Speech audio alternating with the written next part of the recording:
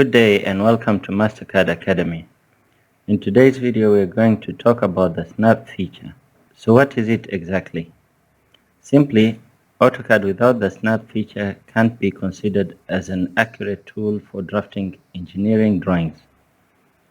If you look at the drawing area, you will notice a grid with large squares and within it smaller squares. This helps us to define our drawing and where we position our objects. Below in the status bar, we have a button which allows us to turn off and on the grid. And if we turn off, we will see a blank black screen, and it's kind of difficult to draw anything without the grid. The button next to the grid is Snap on Grid.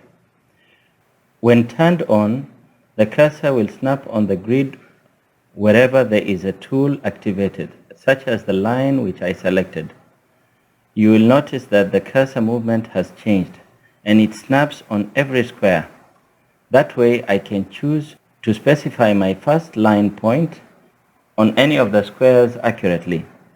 Let's turn off the feature and you will see that my cursor is now moving freely.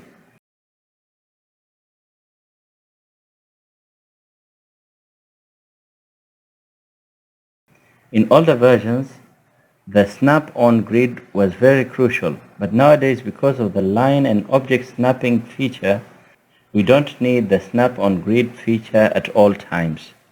But having the line and object snapping feature turned on is a must, and we will explain why after we see the feature itself.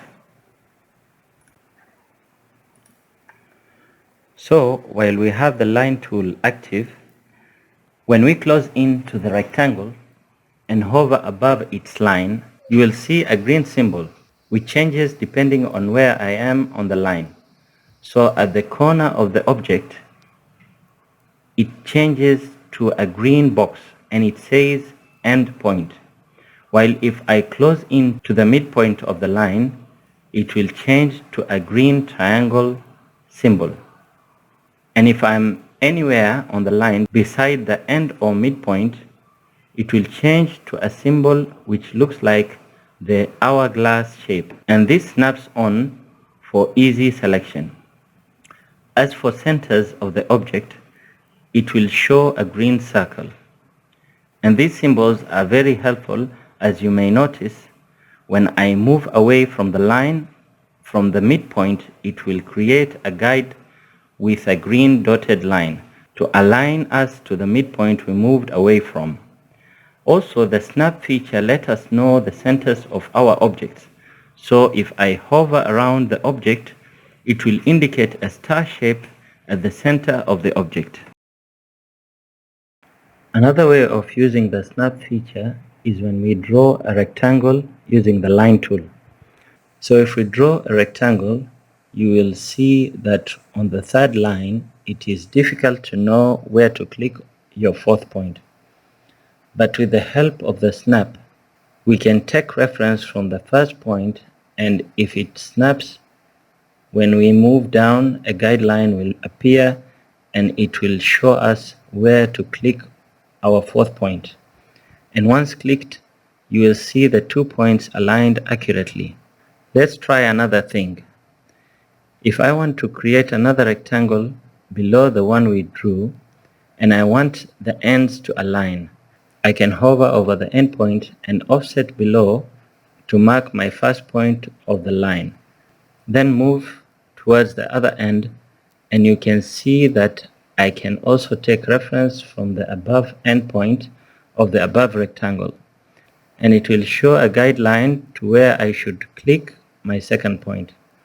Then you can go ahead and form the rectangle which will be aligned with the above one.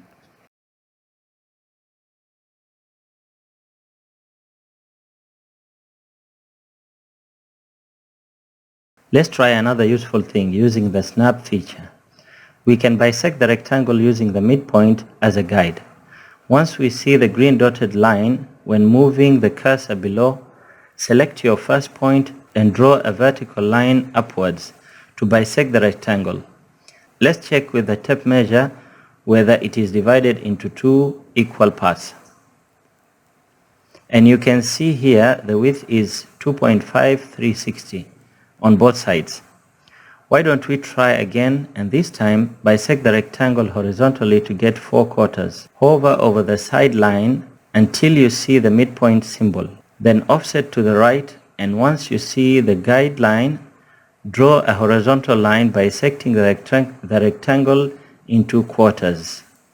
And check with the measurements, and you will see that the quarters is 2.5360 by 1.9776, and all 4 quarters are equal. So why is it important to use the snap feature? Let's see if we can draw the same way if we turn off the snap feature. Now if you hover over the lines of the rectangle, you'll notice that it doesn't snap, and it is very difficult to even click on the end point. Let's try and see if it will work. You can see that it is difficult, and even if I zoom in, I won't get the right point. Check out this line I have created. If I zoom in very closely, you will see that the line is outside and there is a tiny gap between the two lines. And that is actually a problem, since engineering drawings should be accurate, and I can't be taking my time guessing whether I have touched the point or there is a gap created. Which is why the snapping feature exists, and it helps us greatly. Now go to the grid button and right click to access grid settings. Go to Object Snap tab, and you will see the snap options you can select. When you open a new AutoCAD file, some of the boxes won't be checked, and I advise any user to have all of them checked, as they will come in handy during the drawing process. Thanks for watching. I hope the tutorial was helpful, and until the next one. If you have any questions, kindly comment and I will do my best to reply. Don't forget to like, share and subscribe. Bye bye.